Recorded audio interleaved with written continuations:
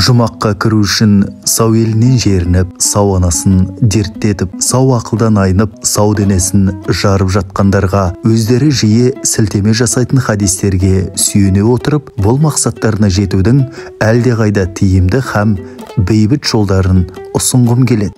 Жәннатты аңсайды екенсің, жесірге үйленіп бағын аш, жетімді асырап жеткіз, қамқорсыз қарияға көмек қыл, хоспистегі сырқатты күтіп көңілін аула, мүгедек баланың емін іздес, қаңғыбас хайуанды асыра, көк түтін шаһарға ағаш ек, оталған орманды қора, ластанған бұлақтың көзін аш, парақордың артына шамалып түс, үкімет назарын сапасыз жолға һәм көпірсіз жарлы ауылға аудар. Қазақстанда осындай көпке пайдалы, нағыз сауапты іспен ондаған жылдар бойы айналысып келе жатқан белсенділер бар. Солардың қарасын көбейт, үнін зорайт. Батыста өркениет жолына түсіргенде қоғамның ар-ожданына айналған сондай нағыз азаматтар. Ал 4 кластық біліміңмен Арамза молданың қолындағы соқыр қаруға айналып, 77 атаңа қатысы жоқ қайдағы бір дүмшелердің кегін қуып, не қайыр?